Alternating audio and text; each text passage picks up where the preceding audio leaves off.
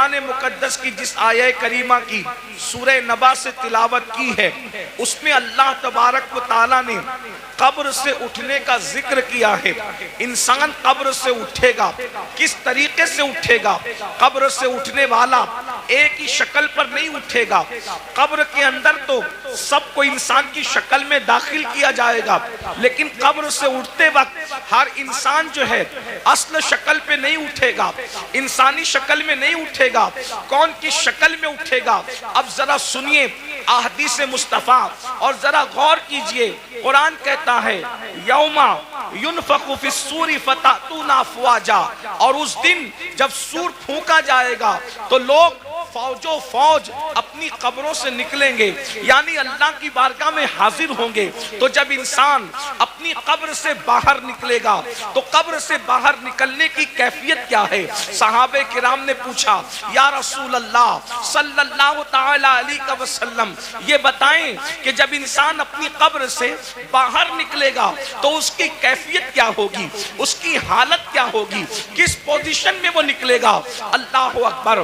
دفن کرتے وقت تو انسان کافور کی خوشبو میں بسایا ہوا ہوگا، دفن کرتے وقت تو انسان کو کفن پہنایا ہوا ہوگا، دفن کرتے وقت تو انسان کی کیفیت یہ ہوگی عطر اور سرمے کے اندر وہ معطر بھی ہوگا اور اس کی آنکھوں پر سرمے کے اثرات بھی ہوں گے، لیکن اللہ اکبر اٹھتے وقت انسان کی کیفیت کیا ہوگی؟ اب ذرا غور سے سماعت کریں۔ اللہ اکبر۔ میرے آقا مصطفیٰ کریم رؤوف الرحیم صلی اللہ علیہ وآلہ وسلم اپنے صحابہ سے ارشاد فرماتے ہیں اے میرے صحابہ، کچھ لوگ قیامت کے دن جب اپنی قبر سے اٹھیں گے تو ان کی آنکھیں نہیں ہوگی، وہ اندھی آنکھیں لے کر کے اٹھیں گے، آنکھوں میں بینائی نہیں ہوگی، وہ آنکھوں میں روشنی نہیں ہوگی۔ ذرا تصور تو کرے، جو دنیا میں اندھا ہوگا وہ آخرت میں اندھا ہو ضروری نہیں ہے، جو دنیا میں بیمار ہوگا وہ آخرت میں بیمار ہو ضروری نہیں ہے۔ اللہ اکبر۔ اس لیے کہ دنیا کی بیماری کی کوئی حیثیت نہیں ہے،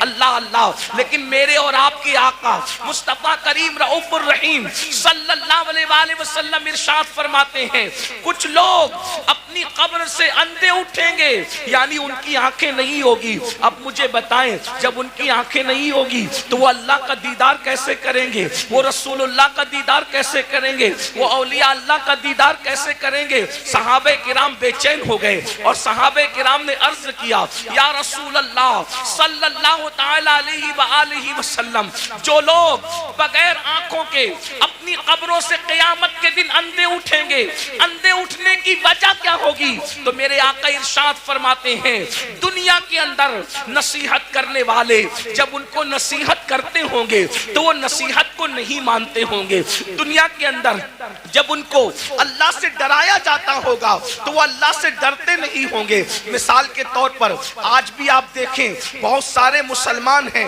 جو اللہ رب العزت کے بندے جب ان کو نصیحت کرتے ہیں تو وہ نصیحت مانتے نہیں ہیں۔ مثال کے طور پر اللہ اکبر، جیسے کہ اگر کسی کے گھر میں شادی میں ڈی جے بجایا جا رہا ہو، میوزک بجایا جا رہا ہو، گانے بجایا جا رہا ہو، اور اگر کوئی عالم کہے کہ بھئی ڈی جے نہ بجاؤ یہ حرام ہے، گانے نہ بجاؤ یہ حرام ہے، تو پلٹ کر کے نصیحت نہیں مانتے بلکہ کیا کہتے ہیں دولت ہماری ہے، مولوی کا کیا بگڑتا ہے، مال ہمارا ہے، مولوی کا کیا بگڑتا ہے۔ سن لو اللہ کے نبی نے تمہیں وقت سے پہلے آگاہ کیا، مرنے والوں موت آنی ہے، مرنے کے بعد قیامت کے دن قبر سے اٹھنا ہے۔ اگر تم نصیحت نہیں مانتے اور دولت کے نشے میں غرور و گھمنڈ کے اندر ڈوب کر کے خدا کی نصیحت کو پیٹ کے پیچھے ڈالتے ہو تو قیامت کے دن اندھے اٹھنے کے لیے تیار ہو جاؤ۔ سن لو دولت کے غرور اور گھمنڈ میں خدا کی نصیحتوں کو فراموش کرنے والوں، یہاں کسی کی آنکھیں اندھی ہوگی کوئی راستہ پکڑ کر کے چلا دے گا، یہاں کسی کی آنکھیں اندھی ہوگی کوئی سہارا دے کر کے پار لگا دے گا، یہاں کسی کی آنکھیں اندھی ہوگی کوئی نہ کوئی مدد کے لیے آ جائے گا، مگر قیامت کے دن اللہ کی نصیحتیں نہ ماننے کی بنیاد پر جب تمہیں اللہ اندھا اٹھائے گا، نہ وہاں لاٹھی ہوگی، نہ کوئی سہارا ہوگا، نہ کوئی مددگار ہوگا۔ اندازہ فرمائے قیامت کے دن دفن ہونے کے بعد اپنی اپنی قبروں سے اٹھنا ہے۔ بولو نصیحت مانتے ہیں لوگ؟ آج کل بہت سے لوگ نصیحت نہیں مانتے۔ اور ایک بات بتاؤں، نصیحت ماننا یہ بھی ایمان کی علامتوں میں سے ایک علامت ہے۔ نصیحت ماننا ایمان کی نشانیوں میں سے ایک نشانی ہے۔ قرآن کہتا ہے وَذَكِّرْ فَإِنَّ الذِّكْرَى تَنفَعُ الْمُؤْمِنِينَ، کہ نصیحت کرو کہ نصیحت مومنین کو فائدہ دیتی ہے۔ پتا چلا جو نصیحت قبول کرتے ہیں وہ مومن لوگ ہیں، اور جو نصیحت قبول نہیں کرتے وہ اپنے بارے میں خود سوچیں کہ وہ کیا ہیں۔ اس لیے نصیحت قبول کرو۔ آج نصیحت قبول نہیں کی جاتی۔ اگر کسی مسلمان کو کہو بھائی چہرے سے داڑھی منڈانا یہ یہودیوں کا طریقہ ہے، چہرے سے داڑھی منڈانا یہ مشرکین کا طریقہ ہے، چہرے سے داڑھی منڈانا یہ اللہ رسول کے دشمنوں کا طریقہ ہے، تو آج کا مسلمان کہتا ہے ارے مولانا اگر میں داڑھی رکھوں گا تو کیسا لگوں گا، میری بیوی پتہ نہیں اجازت دے گی کہ نہیں دے گی۔ میں پوچھنا چاہتا ہوں میرے بھائی، بیوی سے پیار ضرور کرو لیکن بیوی شریک حیات ہے، شریک ممات نہیں ہے۔ جیسے ہی روح کا رشتہ جسم سے ٹوٹ جائے گا یہ بیوی قبر میں نہیں آئے گی، اللہ اکبر، لیکن خدا کے عذاب میں گرفتار کر دیے جاؤ گے۔ تو پہلی چیز اللہ کے سچے رسول صادق و مصدوق مصطفیٰ کریم رؤوف الرحیم صلی اللہ علیہ وآلہ وسلم فرماتے ہیں جو نصیحت نہیں مانتے، جو حق کو قبول نہیں کرتے، وہ قیامت کے دن اندھے اٹھائے جائیں گے۔ یہاں ایک بات کا اور اضافہ کر دوں، بہت سی چیزوں میں نصیحت کی جاتی ہے، حرام کام نہ کرو، بدعات نہ کرو، خرافات نہ کرو، جرائم نہ کرو، گناہ نہ کرو، بد مذہب گستاخ رسول سے دوستی نہ کرو، ان سے رشتہ داری نہ کرو، بہت سی چیزیں کہی جاتی ہیں، لیکن ہماری قوم نصیحت ماننے کے لیے تیار نہیں ہے۔ پھر میرے آقا مصطفیٰ جان رحمت صلی اللہ علیہ وآلہ وسلم ارشاد فرماتے ہیں دوسرا گروہ جب قبر سے نکلے گا تو ان کی کیفیت کیا ہوگی؟ آقا ارشاد فرماتے ہیں جب دوسرا گروپ، چونکہ قرآن کہتا ہے فَتَأْتُونَ أَفْوَاجًا، فوج نکلیں گے لوگ، یعنی قبروں سے گروہ در گروہ نکلیں گے۔ تو پہلے گروپ کا ذکر آپ نے سن لیا، اب دوسرے گروپ کا ذکر سنیں۔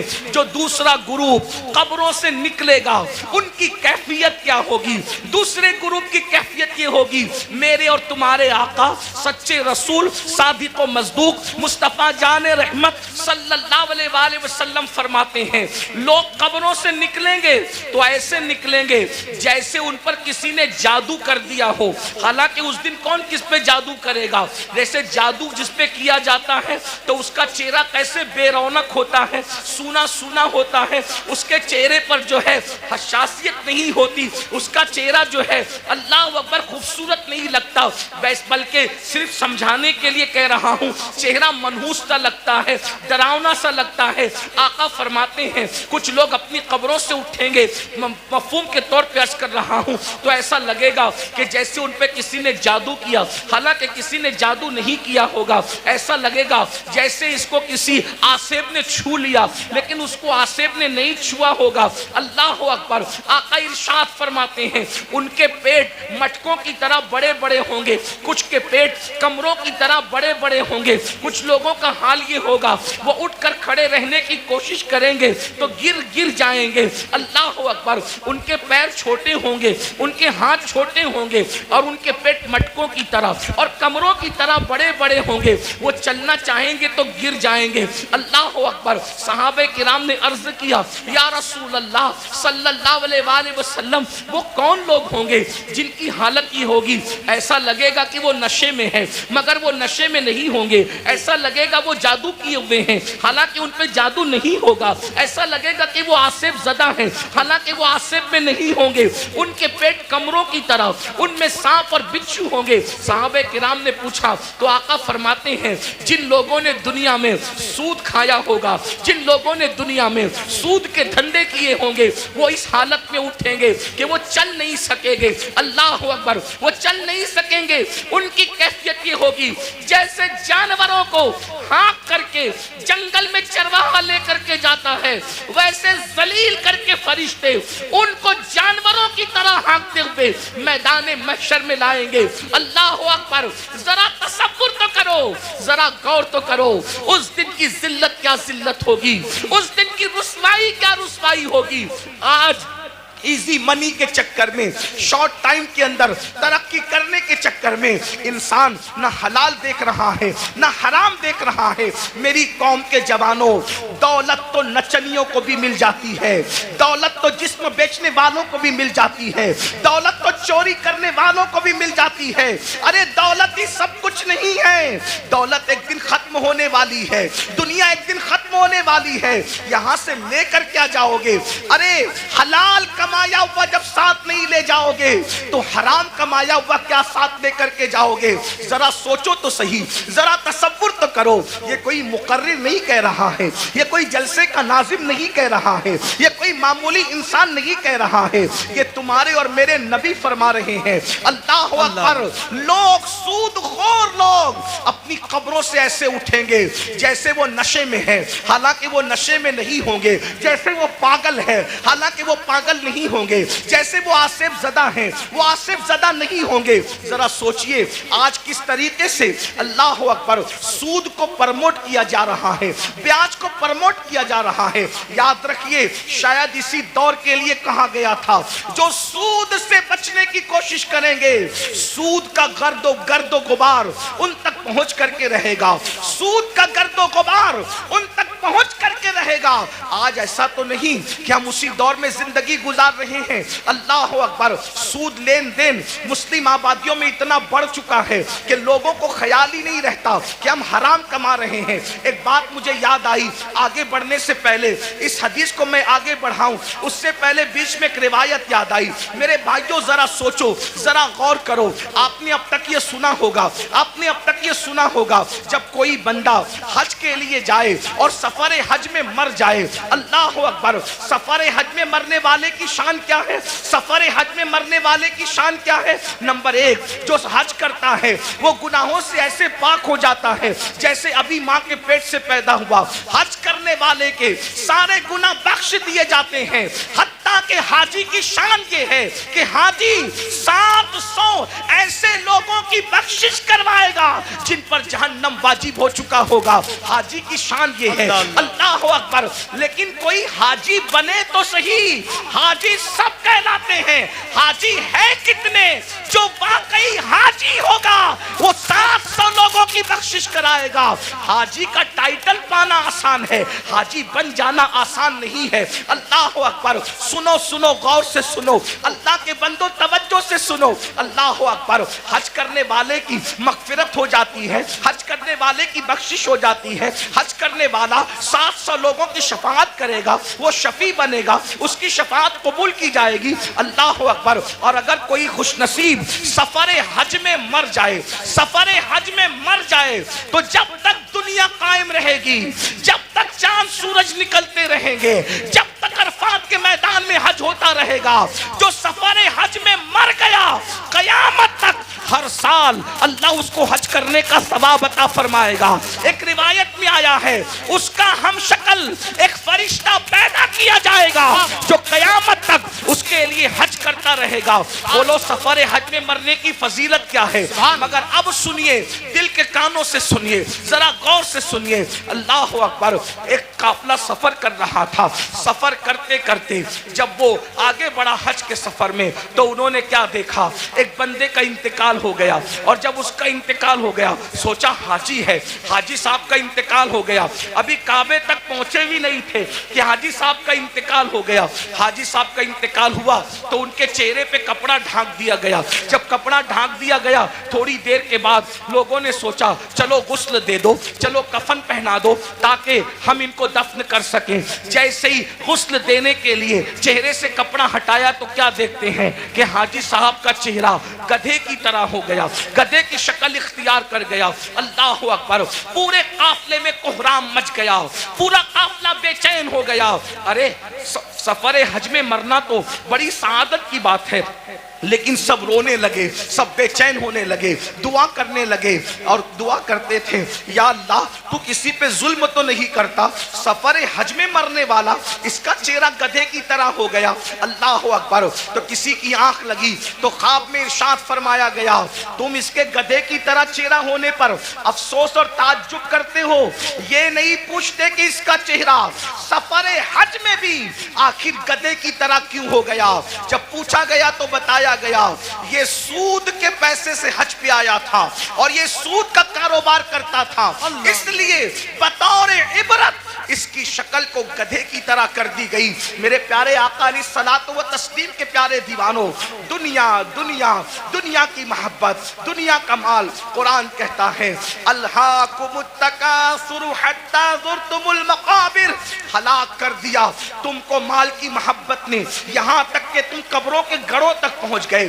مال کی محبت سے نکلو, مال کمانا برا نہیں ہے لیکن مال کی محبت میں مذہب و مسلک کا سودا کرنا برا ہے, آخرت کو فروخت کرنا برا ہے. یاد رکھیے یہ دنیا ہے. ایک بات میں آپ سے کہتا ہوں, آپ بہت اچھے سے سن رہے ہیں, 99% لوگ اچھے سے سن رہے ہیں, 1% لوگ اگر گڑبڑ کر رہے ہیں یہ میں ان کے ایمان اور عقیدے پہ چھوڑتا ہوں, کیونکہ کچھ لوگ ایسے ہوتے ہیں جو اپنے وجود کے ہونے کی گواہی میں چلم چاٹ کرتے ہیں, انہیں کرنے دیجئے.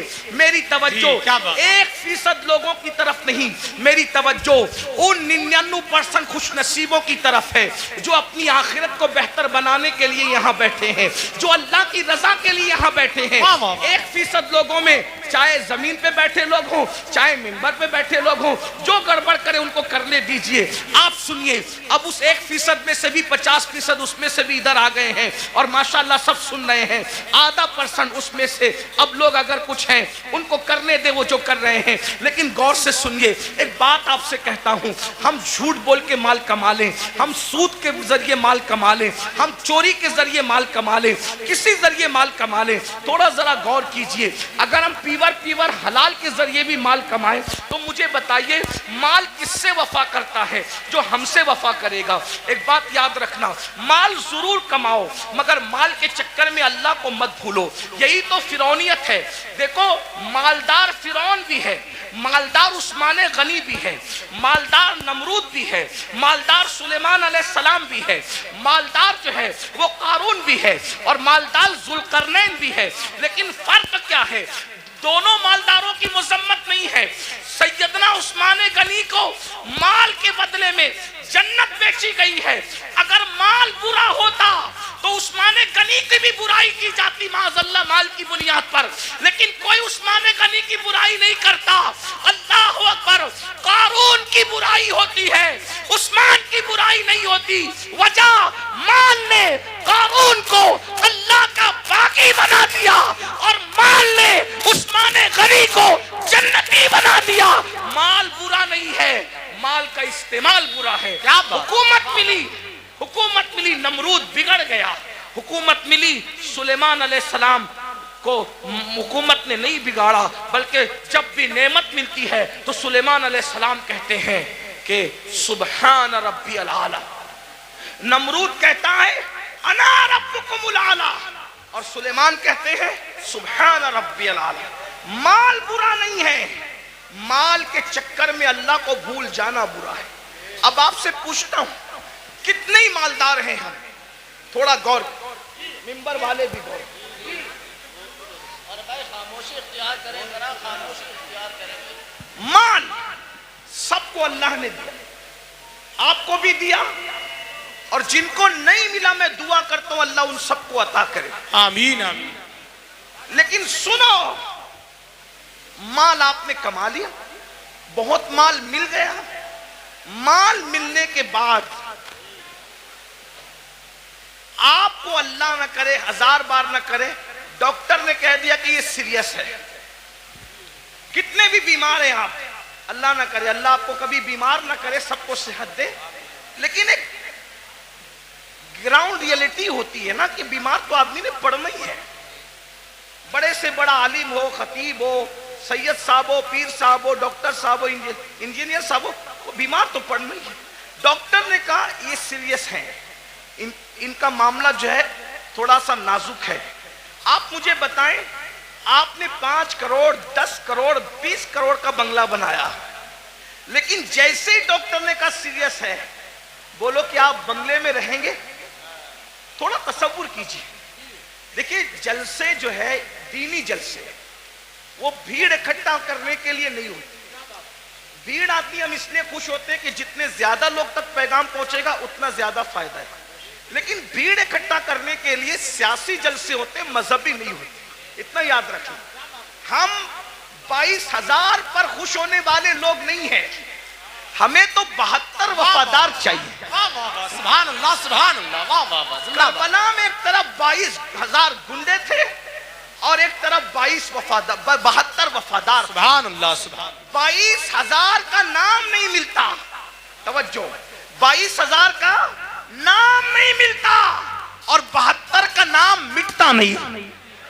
ان کا نام ملتا نہیں, ان کا نام مٹتا نہیں. وجہ کہ وہ 22,000 ہو کر بھی مخلص نہیں تھے اور یہ 72 ہو کر بھی اللہ کے وفادار اور مخلص بندے. سبحان اللہ سبحان اللہ. اس لیے دھیان سے سنو, غور سے.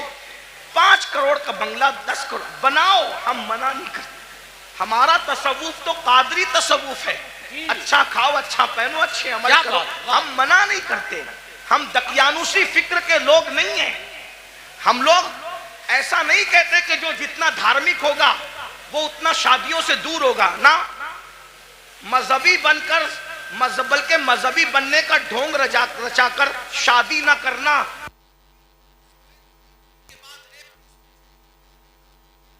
مذہبیت ہے.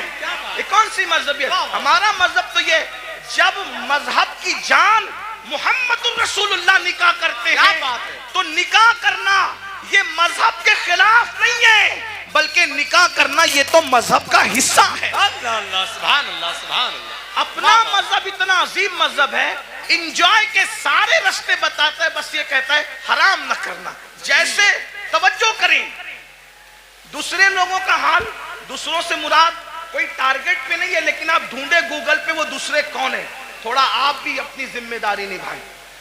ایسا نہیں کہ انٹرنیٹ پر صرف فلمیں ہی دیکھیں, انٹرنیٹ پہ ذرا ایسے لوگوں کو بھی تو سرچ کرو جن کو لوگ ڈھونڈ رہے ہیں. کچھ لوگ کہتے ہیں مذہبی ہیں اس لیے سیر نہیں کر سکتے, گھوم پھر نہیں سکتے.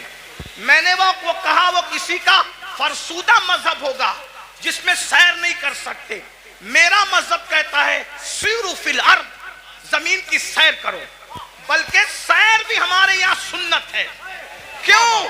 اس لیے کہ جب ہمارا نبی سیر کرتا ہے, توجہ, ہمارا نبی سیر کرتا ہے, اور کیسی سیر, جس کی سیر کو قرآن یوں بیان کرتا ہے, سبحان الذی اسری بعبدہ لیلا من المسجد الحرام الی المسجد الاقصی الذی بارکنا حولہ لنریہ من آیاتنا انہ هو السمیع البصیر. اللہ اکبر. جب نبی نے سیر کی ہے تو امتی سیر کیوں نہ کرے؟ لیکن سیر بتا دی گئی. جی, جب سیر کرنے جاؤ تو پاپ نہ کرو. کیا بات. واہ واہ واہ واہ واہ, بہت اچھا حضرت. سیر کرنے جاؤ تو شراب نہ پیو. سبحان اللہ. سیر کرنے جاؤ تو عورتوں پر پاپ کی نظریں نہ ڈالو. ہم بھی سیر کرتے ہیں, رسول اللہ نے بھی سیر کی. جب حضور پہنچے مسجد اقصی تو اللہ نے ان کی مہمانی کی. ماشاءاللہ. حضور کے سامنے 2 چیزیں آئی, الگ الگ روایت ہے, موقع کی مناسبت سے 2 چیزیں پڑھ رہا ہوں, 3 کا بھی ذکر ہے. حضور کے سامنے 2 چیزیں آئی, شراب بھی رکھا گیا, دودھ بھی رکھا گیا. توجہ, سیر ہے, سیر میں اللہ کی طرف سے بطور امتحان شراب بھی رکھا گیا, دودھ بھی رکھا گیا. دونوں میں سے جو چاہو پیو. اس لیے کہ آدمی جب سیر کے لیے نکلتا ہے تو اپنی موج میں ہوتا ہے. آدمی جب حضور کے لیے نہیں کہہ رہا ہوں, میں جنرل بات کر رہا ہوں, سیر کے لیے نکلتا ہے اپنی کیفیت میں ہوتا ہے, سیر کے لیے نکلتا ہے اپنے انداز میں ہوتا ہے. سیر میں اچھے اچھوں کو پہچان سکتے ہو کہ کون کتنا متقی ہے. عام سفر میں پہچان میں آ جاتے ہیں تو سیر میں تو اور پہچان میں آتے ہیں. جب حضور کے سامنے رکھا گیا دودھ اور شراب, حضور نے شراب نہیں پیا, حضور نے دودھ پیا. حضور نے دودھ پیا. جبریل نے کہا حضور آپ نے اچھا کیا شراب نہیں پیا, اگر شراب پی لیتے تو آپ کی پوری امت گمراہ ہو جاتی. اس سیر میں نبی نے شراب نہیں پیا, دودھ پیا, بتا دیا میرے امتیوں ہم سیر کے لیے نکلے, شراب چھوڑ کر دودھ پیا, تم بھی نکلنا, شراب کو ہاتھ مت لگانا, دودھ پیو تو جائز ہے, شراب پینے کی اجازت نہیں ہے. حضور نے نعرہ تکبیر, نعرہ رسالت, مسلک اعلی حضرت جامعہ عربیہ مدینۃ العلوم, جشن دستار بندی. واہ واہ واہ سبحان. سیر کرنے کے لیے گوا جاؤ, منع نہیں ہے, سمندر دیکھنا, دائیں بائیں نہیں دیکھنا. یہ بھی ہمارے نبی کی سیر میں حضور جا رہے تھے مسجد اقصی, حضور جا رہے تھے مسجد اقصی, ایک نے کہا میری طرف دیکھیں, میں بطور مفہوم پیش کر رہا ہوں, علماء جان رہے میں کہاں سے پڑھ رہا ہوں, میری طرف دیکھیں, حضور نے نہیں دیکھا. دوسرے نے کہا میری طرف دیکھیں, حضور نے نہیں دیکھا. تیسرے نے کہا میری طرف دیکھیں, نہیں دیکھا. حضور سیر تو کر رہے ہیں مگر ساتھ وہ نگاہ جس کے بارے میں میرے امام کہتے ہیں نیچی آنکھوں کی شرم و حیا پہ درود, اونچی بینی کی رفعت پہ لاکھوں سلام. اللہ اکبر. تعلیم امت کے لیے سیر بھی ہو رہی ہے, نظر نہیں بھٹک رہی ہے, نظر اپنے مقصد پہ لگی ہوئی ہے. جب مسجد اقصی پہنچے اور جبریل نے کہا یا رسول اللہ آپ نے اچھا کیا, آپ نے اس بڈھی کو نہیں دیکھا, اس بڑھیا کو نہیں دیکھا. وہ بڑھیا جانتے جو بن سنور کا سچ سنور کے آئی تھی کون تھی, آپ نے نہیں دیکھا نا اس بڈھی کو. حضور نے میں نہیں دیکھا. اب وہ کون تھی, کون تھی, وہ دنیا تھی. دنیا دنیا بڈھی ہو گئی ہے, بن سنور کر آئی ہے بڈھی, آپ نے نہیں دیکھا. اگر آپ اس کی طرف متوجہ ہوتے, اگر آپ اس کی طرف متوجہ ہوتے تو آپ کی امت دنیا دار ہو جاتی. پھر کسی نے کہا میری طرف دیکھیں, وہ یہودیوں کا دائی تھا, اگر آپ اس کی طرف دیکھتے آپ کی امت یہودی ہو جاتی. وہ عیسائیوں کا دائی تھا جس نے متوجہ کیا, آپ اس کی طرف متوجہ ہوتے آپ کی امت عیسائی ہو جاتی. وہ مجوسیوں کا دائی تھا, آپ اس کی طرف متوجہ ہوتے آپ کی امت آتش پرست ہو جاتی. لیکن آپ نے کسی کی طرف نہیں دیکھا. تو بھائیو ہمارے مذہب میں سیر کرنا منع نہیں ہے, بلکہ سیر کے درمیان جو حرام کام کرتے ہو وہ منع ہے, گانے سنتے ہو وہ منع ہے, حرام کام کرتے ہو وہ منع ہے. اسلام کہتا ہے انجوائے کرو, حرام کام مت کرو. میں بار بار اس پہ کہہ چکا ہوں, عثمان غنی مالدار ہیں, اپنے مال کی بنیاد پہ 2 بار جنت خریدی, اور حضرت عثمان نے ایسی جنت خریدی کہ اللہ کے رسول نے یہاں تک کہہ دیا آج کے بعد عثمان کچھ بھی کر لے وہ جنت ہی میں داخل ہوگا. اللہ اللہ سبحان اللہ سبحان. یہ مال کی برکت ہے. تو مال اگر مسجد میں دو سبحان اللہ, مدرسے میں دو سبحان اللہ, ماں باپ پہ خرچ کرو سبحان اللہ, بھائی بہنوں پہ خرچ کرو سبحان اللہ, غریب یتیم مسکینوں پہ خرچ کرو سبحان اللہ. لیکن اگر مال کی وجہ سے اللہ کو بھول جاؤ, فرعونی سوچ ہو, نمرودی سوچ ہو, قارونی سوچ ہو. اب تھوڑا غور کرو, میں جو کہہ رہا تھا ماحول بن چکا, تھوڑا سن لے, اچھا ماحول بن گیا, تھوڑا سن لے, سننے کا ماحول بن گیا. ہاں ایک تقریر کے بعد ہمارے بھائی حضرت علامہ زاہد حسین صاحب کہہ رہے تھے کہ تیرا ہی حوصلہ ہے کہ اتنی چیخ چلاٹ میں تو بولتا ہے.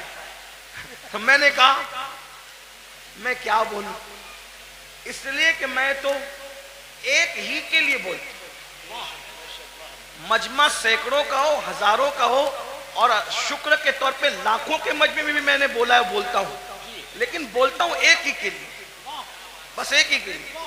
تم کتنا ہی شور کر لو, اس ایک تک میری آواز پہنچنے سے کوئی نہیں روک سکتا, اور وہ ایک ہے میرا اللہ, اور وہ ایک ہے اس ایک کا ایک گنبد خضرا کا مکی. جو پیا کو بھائے اختر وہ سہانا راگ ہے, جو پیا کو بھائے اختر وہ سہانا راگ ہے, جس سے ناخوش ہے پیا وہ راگنی اچھی نہیں, راگنی اچھی نہیں. آپ کتنا بھی چلائیں ڈسٹرب کریں میں ڈسٹرب نہیں ہوں گا, کیونکہ میری توجہ اس ایک کی اور اس ایک کے ایک کی طرف ہے نا. لیکن اگر آپ کی توجہ بھی ہو جائے تو آپ کے ساتھ میری بھی بگڑی اور میرے ساتھ آپ کی بگڑی بن جائے گی. اور میں خوش ہوں مراد آباد کے گرد و جوانب میں لوگ بہت اچھا سنتے ہیں, اچھا جمع ہوتے ہیں. اس میں ہمارا کمال نہیں ہے, اس میں حضور صدر الافاضل فخر الاماثل علامہ سید نعیم الدین مراد آبادی کی محنتوں کا نتیجہ ہے. حضرت علامہ مفتی اجمل سنبلی رحمت اللہ علیہ کی کاوشوں کا نتیجہ ہے. سید کفایت علی کافی مراد آبادی کی محنتوں کا نتیجہ ہے. اسلاف نے محنت کی ہے, ان کے لگائے ہوئے پودوں کو ہم پانی دینے کے لیے آتے ہیں, اس سے زیادہ ہماری اوقات نہیں ہے. اگر اسلاف نے پودے نہ لگائے ہوتے تو ہم کبھی بھی ان پودوں کو پانی دینے کا شرف حاصل نہیں کرتے. اس لیے آئے ہو, سن لو, ہو سکتا ہے اس فقیر بے نوا کی آواز اللہ دل میں اتار دے تو تمہاری بھی بگڑی بن جائے, میری بھی بگڑی بن جائے. یہ مال مال مال مال مال مال مال میں ڈوبے ہو. تصور کرو 5 کروڑ کا بنگلہ ہو, 10 کروڑ کا بنگلہ ہو, کتنا بھی قیمتی پلنگ ہو, ساگوان کا بنا ہو, اس کا بنا, اس کا بنا, ڈاکٹر کہتے ہیں آپ سیریس ہے, آپ کی جان کو خطرہ ہے, صحیح کہنا, وہ بنگلہ چھوڑ کر ہاسپٹل میں آتے ہو کہ نہیں آتے ہے نا. دیکھو یہ اللہ کی آزمائش, امتحان ہے. اور وہ ہاسپٹل ہمارے لیے کرائے کا ہوتا ہے کہ نہیں, کرائے کا ہوتا ہے. بہت گھمنڈی آدمی ہے, تھوڑی سی دولت آ جاتی ہے پیر زمین پہ نہیں ٹکتی. دولت دینے والے خدا کو بھول جاتا ہے, عزت ملتی ہے اللہ کو بھول جاتا ہے, عزت دینے والے خدا کو بھول جاتا ہے. بھائیو سوچو نظر, میرے جوانوں سے خاص مخاطب ہوں. جوانوں سوچو, تم قوم کا مستقبل ہو, تم ہی ہماری قوم کا سرمایہ ہو. دولت کے نشے میں فرعونی سوچ مت پیدا ہونے دو. بیمار پڑو گے ہاسپٹل میں ایڈمٹ کیے جاؤ گے. نمبر 1 اللہ کا پہلا امتحان, کرائے کی بیڈ پر آ کے پڑ گئے, جس کا کرایہ 5,000 ہے, 10,000 ہے, 25,000 ہے, کتنا بھی مہنگا کرایہ ہے, لیکن ہے وہ بیڈ کرائے کا. نمبر 1. نمبر 2 بنگلہ کتنا بھی بڑا ہے لیکن پرائیویٹ روم ہاسپٹل کا 10x10 یا 20x20 سے زیادہ کا نہیں ہے. نمبر 3 کتنے بھی قیمتی کپڑے ہوں, سارے قیمتی کپڑے اتار لیے جاتے ہیں اور ہاسپٹل کے معمولی سے سستے کپڑے پہنا دیے جاتے ہیں. یہی ہے. اب اگر صحت حاصل کر کے گھر پہنچ گئے تو سبحان اللہ, ورنہ اگر مرے تو کن کپڑوں میں,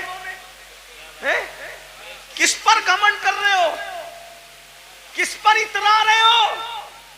یہی مال ہے نا جو مسجد میں جانے نہیں دیتا. دکان کا شٹر بند کر کے نماز کے لیے مسجد میں جاؤں گا تو کتنے کسٹمر چلے جائیں گے. ظالم سوچ, یہ مال کی حیثیت. مال سے بڑا بے وفا کوئی ہے, مال سے بڑا غدار کوئی ہے, اور تو اس مال سے دل لگایا جو مال نے بیماری میں بھی تیرے کام نہ آیا. اس محل سے دل لگایا جس نے بیماری میں بھی تجھے گھر سے بے گھر کر دیا. ہاسپٹل کے کپڑوں میں تو مرا, ہاسپٹل کی 4 دیواری میں تو نے آخری سانسیں لی. یہ تیرے مال کی اوقات ہے. ارے کاش تو مال بھی کماتا, لیکن مال میں تو اللہ کو نہیں بھولتا, گھمنڈ نہیں کرتا. مال کماتا, زکات دیتا, مال کماتا, نماز پڑھتا, مال کماتا, غریبوں کی مدد کرتا, مال کماتا, حج عمرہ کرتا, مال کماتا, لوگوں کو, کمزوروں کو مضبوط بنانے کی کوشش کرتا. لیکن افسوس اس مال نے میری قوم کے جوانوں کو گھمنڈی کر دیا. ان بھائیوں کو آگے بڑھنے سے پہلے ایک بات کرتا ہوں, 2 باتیں کر کے بات ختم کر لوں گا. بس 2 باتیں, آخری کی 2 باتیں, ایک اور ایک سنیں. ایک بار بادشاہ ہارون رشید حج کے لیے نکلا. ہارون رشید بادشاہ حج کے لیے نکلا. نہ ادھر ادھر کی تو بات کر, یہ بتا کہ قافلہ کیوں لٹا. مجھے رہزنوں سے غرض نہیں, تیری رہبری کا سوال. اہل ممبر ہی ممبر پہ بیٹھنا سیکھ لے.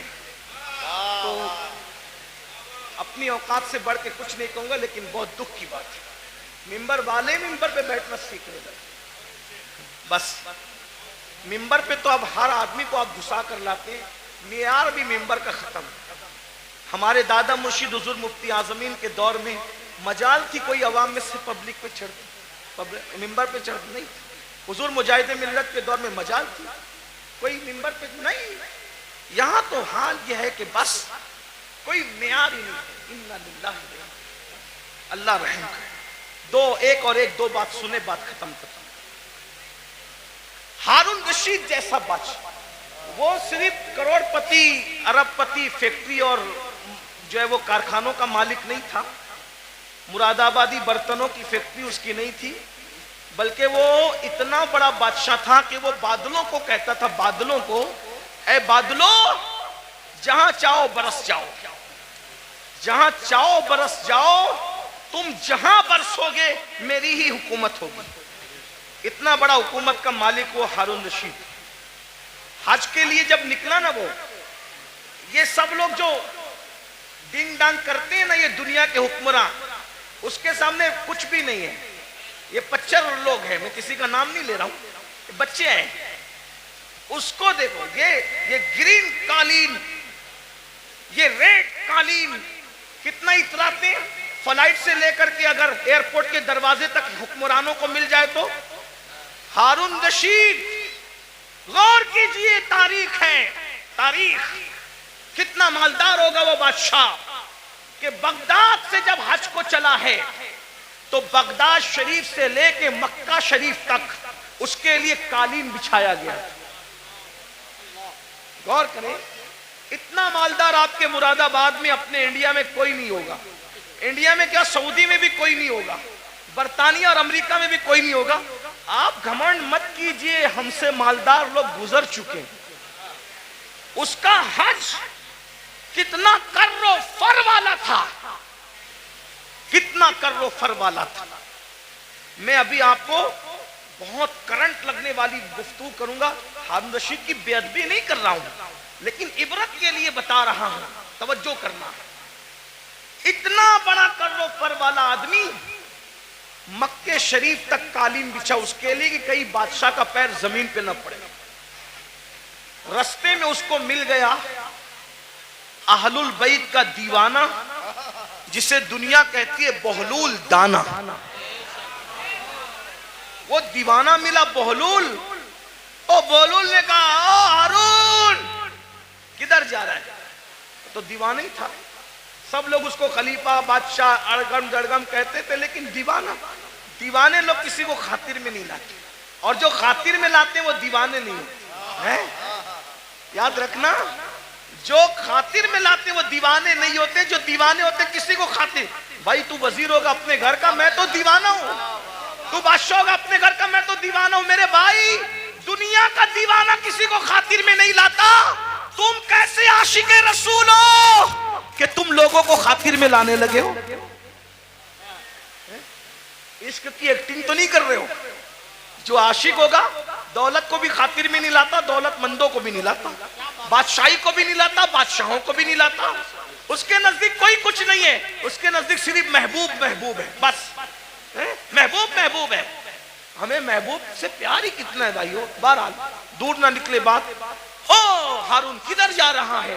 بادشاہ کو چھیڑا اس نے, بہلول نے. ہارون نے کہا حج کو جا رہا ہوں. اچھا, لوگوں کا خون پی کے حج کو جا رہا ہے. بہت خون پیے ہوئے نا آپ, بھی بہت خون پیو. بہن کا خون پیا, حصہ دبایا, حج کو جا رہے ہو. حاجی صاحب حج کو جا رہے ہیں, کہاں؟ بہن کا حصہ مار کے. واہ بھائی واہ, کیا حج ہے. بھائی کا حصہ دبا کے حاجی صاحب حج کو جا رہے ہیں, مسجد بنا رہے ہیں, پوری مسجد بنائی. اسٹیج سے اعلان ہوا مخیر قوم و ملت, انہوں نے مسجد بنائی, ان کے لیے اللہ نے محل بنایا. پتا چلا کہ بھائی کا حق ابھی تک نہیں دیا. مسجد بنانا فرض نہ تھا, بھائی کا حصہ دینا فرض تھا, ہے نا. ہر سال حج کرنا فرض نہ تھا, بہن کا حصہ دینا فرض تھا. دبا رہے ہو, خوب دبا رہے ہو, دبا لو, خون چوس رہے ہو. خون پینے والوں, او لوگوں کا خون پینے والوں, خون پی رہے ہو, خون. میرے مرشد حضور غوث پاک کہتے تھے دن بھر رمضان شریف میں پانی نہیں پیتے, شربت نہیں پیتے, کھانا نہیں کھاتے, اور افطار کرتے ہو تو لوگوں کے خون سے کرتے. آپ میں کی بھی بہت سارے لوگ خون سے افطار کرتے, خون سے. روح افزا نہیں پیتے, خون پیتے ہو, خون خون پیتے ہو. کھجور نہیں کھاتے مکے مدینے منورہ کی، خون سے افطار کرتے ہو. وہ کیسے؟ سب کے ہاتھ میں کھجور تو نظر آتی ہے مگر وہ کھجور نہیں ہوتی، وہ خون ہوتا ہے. کیوں؟ اگر آپ نے جھوٹ بول کر کسی کو دھوکہ دے کے مال کمایا تھا اور اس سے کھجور خریدی تھی، دکھنے کو تو کھجور تھی مگر وہ لوگوں کا خون تھا. کسی کا قرضہ لے کے ہڑپ کر لیا تھا، اس سے افطار کا دسترخوان سجایا تھا، دیکھنے کو تو وہ پھل فروٹ اور روح افزا تھے مگر وہ لوگوں کا خون تھا. کب تک لوگوں کے خون سے افطاری کرو گے؟ کب تک لوگوں کے خون سے افطاری کرو گے؟ بھوکے پیاسے رہنے کے سوا کچھ نہیں ملنے والا. غوث پاک فرماتے تھے لوگوں کے خون سے افطاری کرتے. حرام مال سے افطار کرنے والے تو لوگوں کے خون سے افطاری کرتا ہے. سود سے افطاری کرنے والے لوگوں کے خون سے افطاری کرتا ہے. یہاں میں مسلمانوں کو کہہ دوں میرے بھائیوں، نمک سے افطار کر لینا، نمک سے، مگر کسی حرام کے دسترخوان پہ کبھی افطاری کرنے مت جانا. زندہ باد.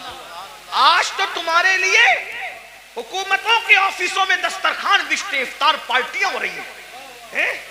مسلمانوں کا خون چوسنے والوں کے ساتھ افطاری کرنے والوں، تمہیں شرم نہیں آتی؟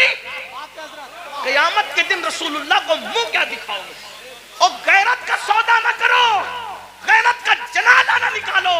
نبی پاک کا عاشق وہ ہوتا ہے اس کے بدن پر پیون والا لباس تو ہو سکتا ہے، اس کے بدن پر گناہوں کے دھبے والا لباس نہیں ہوتا. غیرت سیکھو، غیرت. اقبال نے کہا تھا اے طاہر لاہوتی، اس رزق سے موت اچھی جس رزق سے آتی ہو پرواز میں پہنچائے. کیا بات حضرت، زندہ باد زندہ باد. واہ واہ واہ. بہرحال ہارون سے بہلول نے کہا، میں بہلول کی بات نقل کر رہا ہوں، ہارون کی کوئی توہین نہیں کرو. اگر کوئی ہارون کا چاہنے والا ہو تو پلیز وہ میرے اوپر کوئی الزام نہیں. میں صرف ہارون کی بات عبرت کے، اور جو بات عبرت کے طور پہ کہی جاتی ہے کوئی بہتری نہیں. تو کیا لوگوں کا خون چوس کے، کہ بادشاہ تھا نا بھائی، خون چوس کے جا رہا ہے آج کو. ہارون نے کچھ نہیں کہا. تو بہلول نے کہا بڑا گھمنڈ ہے نا تیری حکومت پر. اب بھی سنو، آپ بہت گھمنڈ ہے تجھے اپنی حکومت پہ، اور تو ہونا بھی چاہیے. بادشاہ نے کہا ہونا بھی چاہیے. او بہلول پاگل، تجھے کیا پتا حکومت کی لذت کیا ہوتی ہے؟ فرمایا تیری حکومت کی حیثیت میرے نزدیک ایک گلاس پانی سے زیادہ بھی نہیں ہے. گلاس بھر پانی سے زیادہ نہیں ہے تیری حکومت کی قیمت. بہت گھمنڈ نہ کر، بہت گھمنڈ نہ کر. بہلول کی بات پر ہارون نے ہنسنا تھا، ہنسا. جیسے ہم لوگ کی بات پہ بھی لوگ ہنستے ہیں. ہم لوگ جب اس طرح کی باتیں کرتے ہیں لوگ ہنستے ہیں. مولوی لوگ کو دیکھو پاگل ہوئے ہیں، دور اتنا ترقی کر گیا، یہ ابھی تک یہی کرتے ہیں. قبر میں کیا ہوگا، حشر میں کیا ہوگا، اور یہ کیا ہوگا، وہ کیا ہوگا. دیکھو دنیا ترقی کر رہی ہے، دنیا پیزے کھا رہی ہے، ابھی یہ قبر کے بچھوؤں کو لے کے بیٹھے. ٹھیک ہے جو کہنا ہے کہہ لو، لیکن نبی نے جو کہہ دیا وہی ہوگا. پیزا کھانے والے ہو، برگر کھانے والے ہو، بریانی کھانے والے ہو، یا فاقہ کرنے والے ہو، یا روزہ رکھنے والے ہو، قبر میں جاؤ گے. جس کے لیے نبی نے جو کہہ دیا سو وہی ہو کر کے رہے گا. معجزہ میرے نبی کا کہہ دیا تو ہو گیا.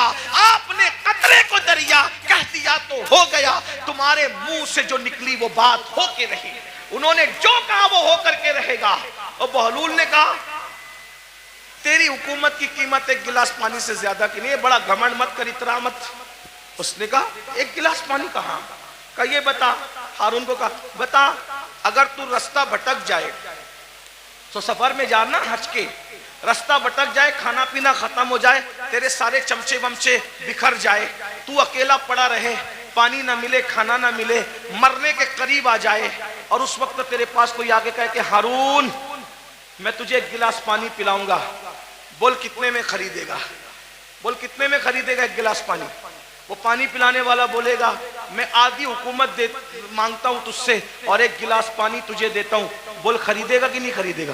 ہارون نے کہا او پگلے بہلول، جان ہے تو جہان ہے، اگر مر گیا تو کہاں حکومت میں رہے گی اور کیا کہاں رہے گا؟ تو میں ایک گلاس پانی کو آدھی حکومت دے کے خرید لوں گا، کیونکہ بھئی آدھی دے کے خریدا، آدھی تو بچی، آدھی سے تو لطف اٹھاؤں گا. کہا وہ گلاس بھر پانی پیا ہی تھا کہ پیشاب لگی آدھے گھنٹے 2 گھنٹے کے بعد، اور پیشاب لگی، اب پیشاب نکل نہیں ہے باہر. لگی تو ہے، پریشر تو آ رہا ہے، باہر نکلتی نہیں پیشاب.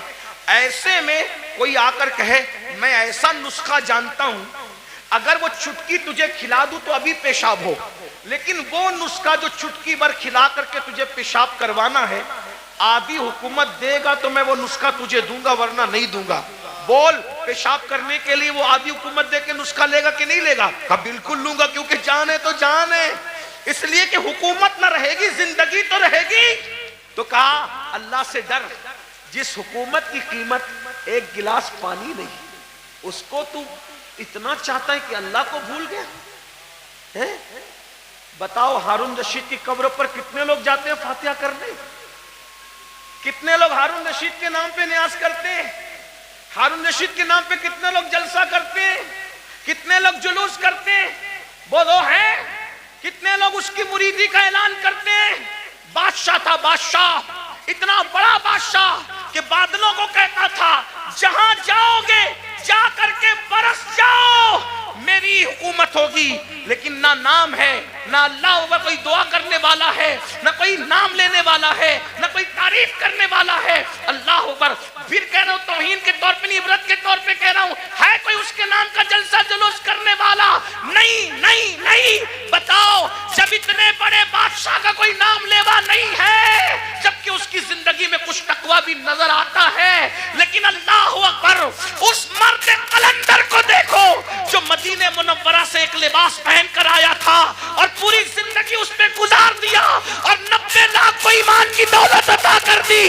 800 سال سے زیادہ کا عرصہ گزر رہا ہے، ہندوستان میں کوئی کونا ایسا نہیں ہے کہ روزانہ غریب نواز کو خراج عقیدت نہ پیش کیا جاتا. نعرہ تکبیر، نعرہ رسالت، فیضان خواجہ غریب نواز، مسلک اعلیٰ حضرت. ان کے نام کے ڈنکے نہ بجائے، یہ ہمارے لیے عبرت ہے. اس لیے دولت کے نشے میں اللہ کو مت بھولو. تو آقا علیہ السلام فرماتے ہیں دوسرا گروہ جو اپنی قبر سے نکلے گا تو ان کا حال کیا ہوگا؟ وہ پاگلوں جیسے دکھیں گے، پاگل نہیں ہوں گے، آصف زدہ دکھیں گے، آصف. اور آخری بات اس عنوان کی، آقا فرماتے ہیں تیسرا گروپ جب اپنی قبر سے نکلے گا تو وہ ذرہ بے مقدار سے بھی کم ہوگا. ایک تو ذرہ ہوتا ہے اور ذرے میں ذرہ بے مقدار سے بھی کم ہوگا. ان کی شکلیں تو انسانوں جیسی ہوگی لیکن وہ بالکل باریک سے ذرے ذرے دکھائی دیں گے. اللہ کی قدرت ہے، باریک باریک ذرے دکھائی دیں گے، وہ باریک باریک ذرے. اور جانور ان کو کچلیں گے میدان محشر میں، اور انسان ان کو پیروں تلے کچلیں گے میدان محشر میں. اور جب انسان اور جانور ان کو کچل لیں گے تو کچلنے کے بعد ان ذرہ بے مقدار کی شکل میں اٹھنے والے انسانوں کو پکڑ کر جو جہنم کے اندر قید خانہ ہوگا اس قید خانے میں لے جا کر کے قید کر دیا جائے گا. ذرا غور کیجئے، پھر آقا فرماتے ہیں اس قید خانے میں ان کو نار الانیار نام کا مشروب پلایا جائے گا. ایک تو ذرہ بے مقدار میں ان کو اٹھایا جائے گا، انسان اور فرشتے ان کو پیروں تلے کچلیں گے، پھر ان کو پکڑ کر جہنم کے قید خانے میں لے جایا جائے گا، اس میں ان کو نار الانیار پلایا جائے گا. صحابہ نے پوچھا یا رسول اللہ یہ نار الانیار کیا ہے؟ تو آقا فرماتے ہیں یہ جہنمیوں کا کھولتا ہوا پیپ ہے جو ان کے جسم سے نکلے گا، اور جہنم کی سڑی ہوئی آگ ہے جو ان کی غذا بنے گی. صحابہ نے پوچھا آقا وہ ذرہ بے مقدار والے لوگ اور وہ جہنم کے اندر قیدی لوگ، نار الانیار پیپ پینے والے لوگ، جہنم کی سڑی ہوئی آگ کھلائی جانے والے لوگ، وہ کون ہوں گے؟ تو آقا فرماتے ہیں وہ دنیا میں وہ لوگ ہوں گے جو گھمنڈ کرتے ہوں گے، تکبر کرتے ہوں گے. میں چودھری کا بیٹا، میں مالدار کا بیٹا، میں پڑھا لکھے کا بیٹا. علم پر گھمنڈ کرنے والے، عمل پہ گھمنڈ کرنے والے، نسب پہ گھمنڈ کرنے والے، تقوی پہ گھمنڈ کرنے والے، کسی قسم کا گھمنڈی ہوگا قیامت کے دن اس کو ذرہ بے مقدار میں اٹھایا جائے گا. اے میری جوانوں آپ سے پوچھتا ہوں یہ گھمنڈ ہی تو ہے جو آپ کو علماء کے قریب نہیں ہونے دیتا، یہ تکبر ہی تو ہے جو لوگوں کو آج دین سے قریب نہیں ہونے دیتا. تھوڑی سی دولت آ گئی غریب رشتہ داروں کو بھول گئے، گھمنڈ کر رہے ہیں. تھوڑی سی ڈگری آ گئی دینداروں کو حقیر سمجھ رہے ہیں. ابھی دیکھو یہ بچے جو حافظ قرآن ہوئے کوئی عزت نہیں. ہمارے سماج میں عالموں کی اور حفاظ کی کوئی عزت نہیں. جبکہ ہم ان کو کیا کہتے ہیں؟ نائب رسول.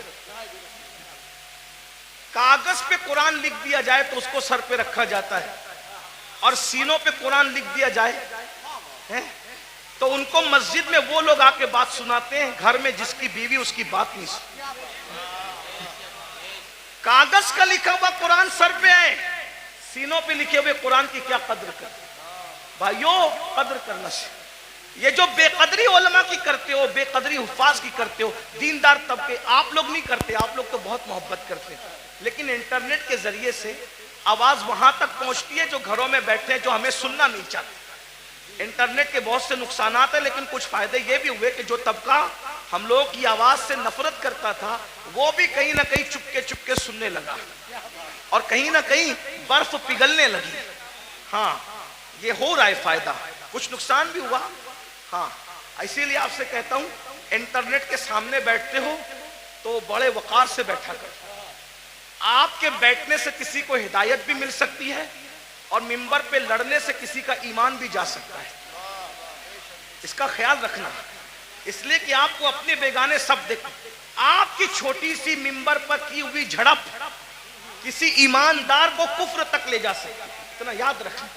اس لیے ذرا ہوش سے منبر پہ کوئی لڑنے آئے تو اس سے ہاتھ جوڑ کے کہو میں ہار گیا تو جیت گیا، اس لیے کہ میں ہارا ہوا کہلاؤں گا چلے گا، لیکن میری وجہ سے کوئی میرے مسلک اور مذہب سے بیزار ہو کر کے کفر کی طرف جائے، مجھے یہ گوارا نہیں. اس کا خیال رکھا جائے، بہت ہمیں خیال کرنا ہوگا، کیونکہ ہمیں لوگ دیکھتی ہے، 2 آنکھیں دیکھتی ہے تو لوگ اتنا محتاط ہوتے ہیں، یہ ہزاروں آنکھیں دیکھتی. یہ انٹرنیٹ کی جو ہے وہ نحوست یا جو ہے وہ نفاست کچھ کم نہیں ہے.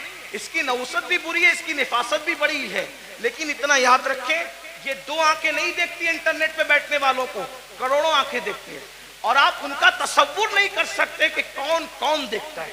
اس لیے منبر پر ہم خدا کے لیے 2 گھنٹے ہی صحیح اس طرح بیٹھیں کہ ہمارے بیٹھنے کو دیکھ کر لوگ مجبور ہو کے کہیں جب یہ اس طرح بیٹھتا ہے تو غریب نواز کیسے بیٹھتے ہیں، یہ اس طرح بیٹھتا ہے تو غوث اعظم کیسے بیٹھتے ہیں، یہ اس طرح بیٹھتا ہے تو امام اہل سنت کیسے بیٹھتے ہیں. یہ ہمارا انداز ہونا چاہیے، اللہ کرے ہمیں توفیق ملے. لیکن غرور اور گھمنڈ کا کیا کیا جائے؟ آج ہمارا جوان طبقہ، نئی نسل علماء کا مذاق اڑا رہی ہے، حفاظ کی عزت نہیں کر رہی ہے. میرے جوانوں، اگر دولت کے نشے میں گھمنڈ کیا، حسن کے نشے میں گھمنڈ کیا، کسی بھی قسم کا تکبر کیا، تو اللہ کے رسول فرما رہے قبر سے ذرہ بے مقدار کی شکل میں اٹھو گے، بے مقدار، اور پورا میدان محشر تمہیں پیروں تلے کچلے گا، جہنم کی قید میں ڈالے جاؤ گے، نار الانیار جہنم کا پیپ کھولتا ہوا پلایا جائے گا، جہنم کی سڑی ہوئی آگ کھلائی جائے گی. اس لیے خدا کے لیے گھمنڈ چھوڑ دو، تکبر چھوڑ دو، اور سوچو میں انسان ہوں اور صرف انسان، میں انسان ہوں اور صرف انسان ہوں. اور انسان کیا ہے؟ من نطفہ. انسان کو اللہ نے ناپاک قطرے سے پیدا کیا، انسان کو اللہ نے سڑی ہوئی مٹی سے پیدا کیا. میرے بھائی، سڑی ہوئی مٹی اور ناپاک قطرے سے تو پیدا ہوا ہے.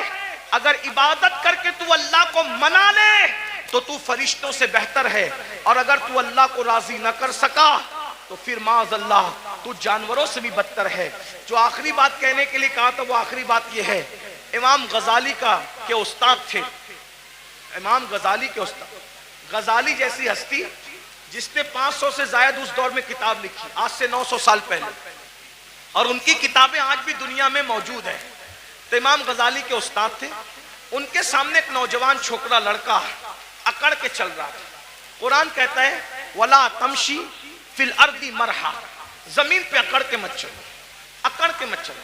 آج کل کے لڑکے بائک پہ بیٹھتے ہیں، تھوڑا جم ویم کر کے بازو بنا لیے ہیں تو وہ بازوؤں پر پھول پتیاں پتہ نہیں کیا کیا بنا لیتے ہیں. یہ حرام ہے، حرام.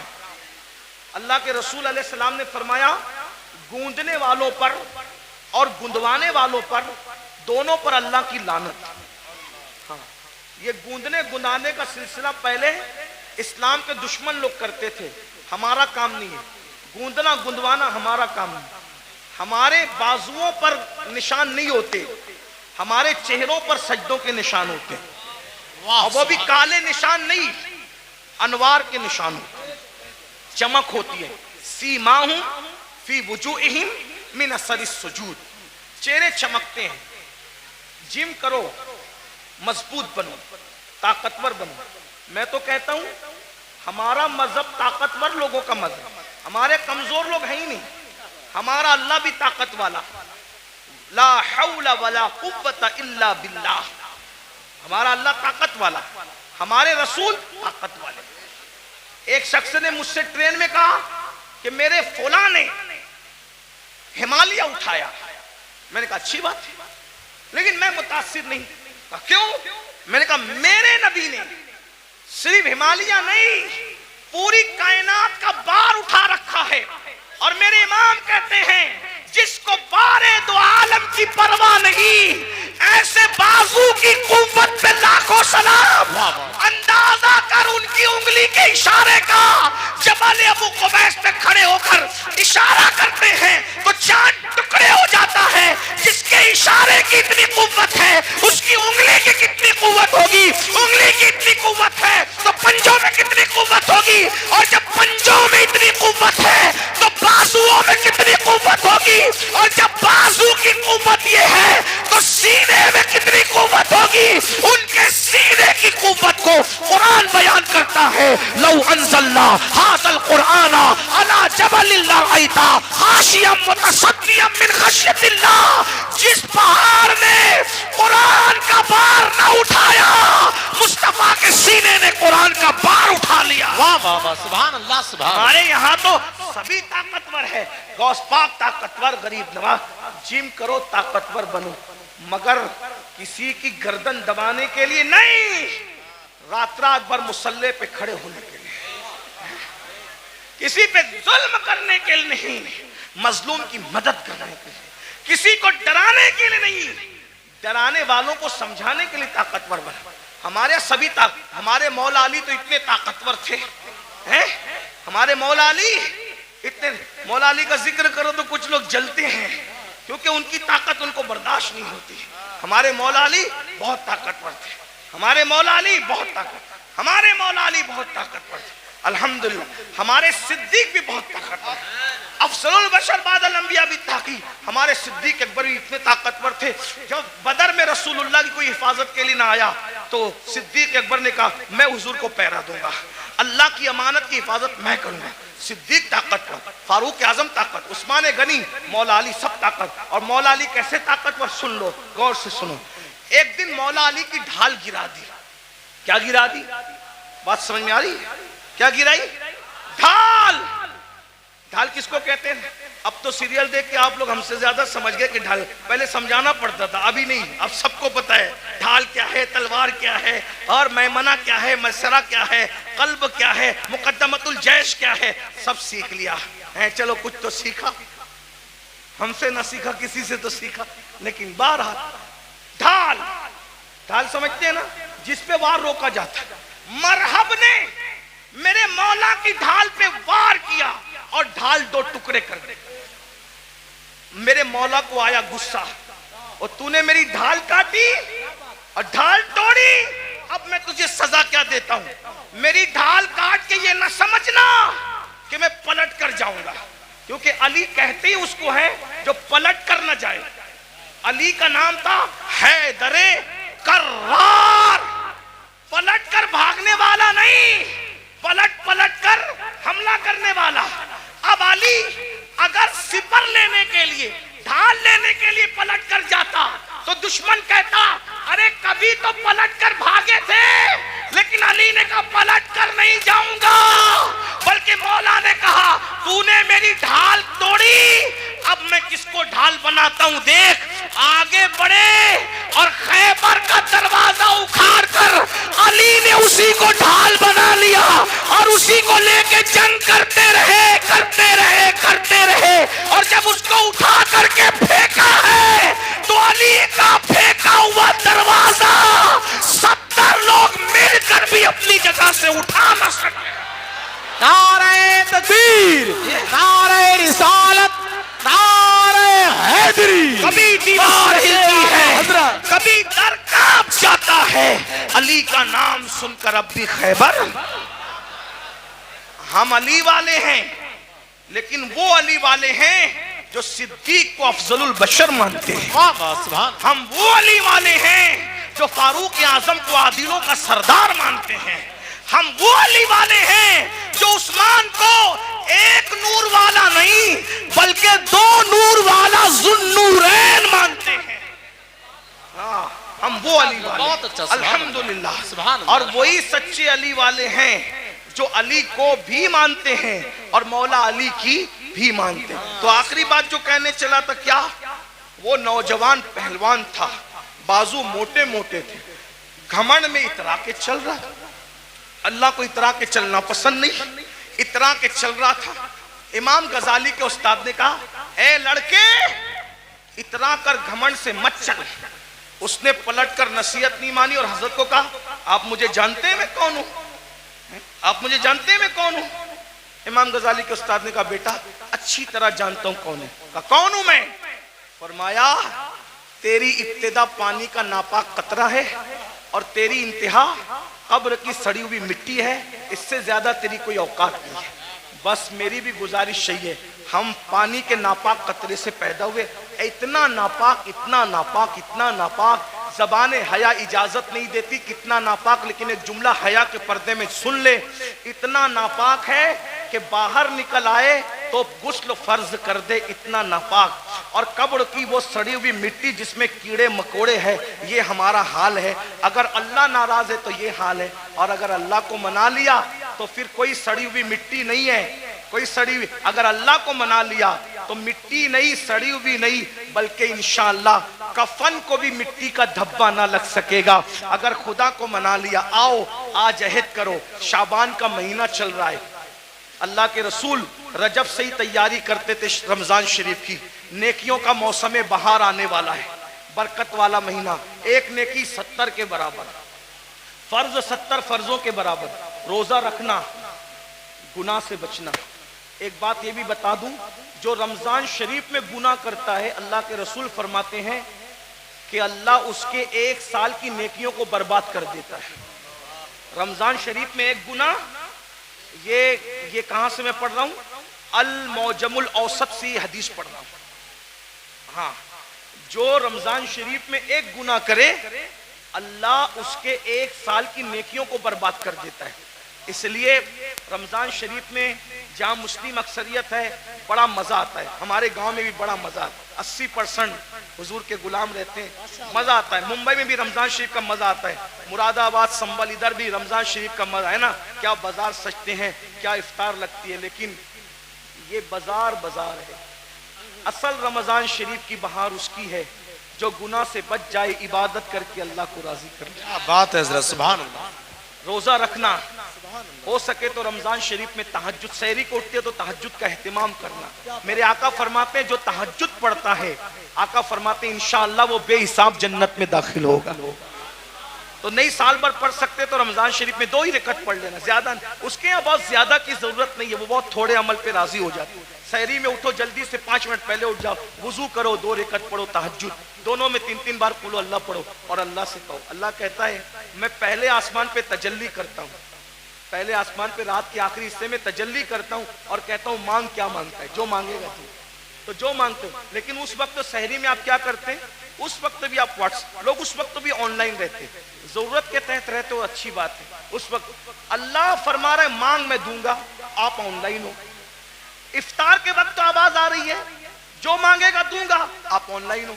रमजान शरीफ का फायदा उठाओ, एक बार दुरूद शरीफ पढ़ो, 70 बार दुरूद का सवाब। रमजान शरीफ के लिए तैयारी, अभी से तौबा करो, इस्तिगफार करो।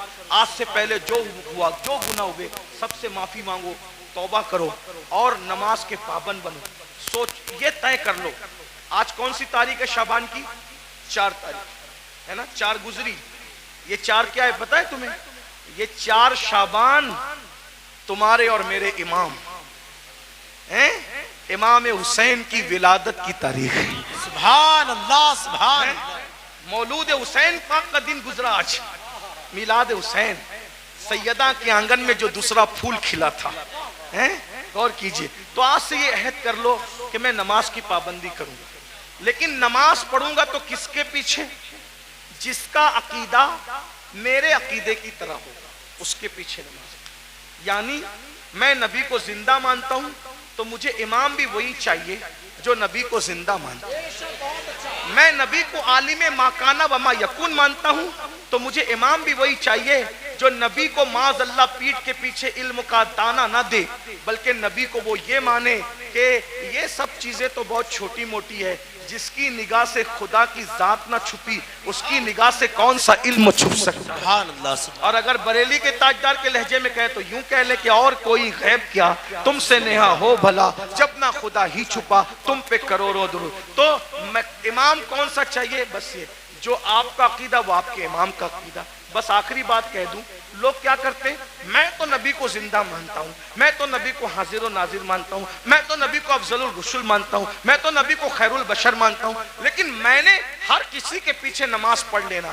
میں نے کہا بھائی جس موکل کا وکیل اس کے خلاف ہو اس کا مقدمہ وہ کیسے جیت سکتا ہے؟ مثال کے طور پہ بات اتنی ہے کہ موکل کس کو کہتے ہیں؟ جس کے آگے وکیل کھڑا ہو. موکل کہے میں نے قتل نہیں کیا اور وکیل کہے کہ میرے موکل نے قتل کیا، تو بولو بچائے گا کہ پھنسائے گا؟ موکل الگ بول رہا ہے، وکیل الگ بول رہا ہے، بچائے گا کہ پھنسائے گا؟ ارے جب دنیا کی کورٹ میں موکل اور وکیل کی الگ الگ بات پھنسا دیتی ہے تو قدرت کی عدالت میں امام کا عقیدہ الگ ہے، مقتدی کا عقیدہ الگ ہے. بولو تمہاری نماز کو بچائے گا کہ پھنسائے گا؟ اب تمہارے اوپر ہے. نمازیں بچانا چاہتے ہو تو صدر الافاضل جیسے والے عقیدے کے پیچھے نماز پڑھنا، اور اگر نماز کو پھنسانا چاہتے ہو تم جانو تمہارا کام جانو. ہم اپنی ذمہ داری پوری کر چکے. اللہ دوران گفتگو اگر کوئی غلطی ہو تو ہمیں معاف کرے. استغفر اللہ وما علینا الا البلاغ. السلام علیکم ورحمۃ اللہ.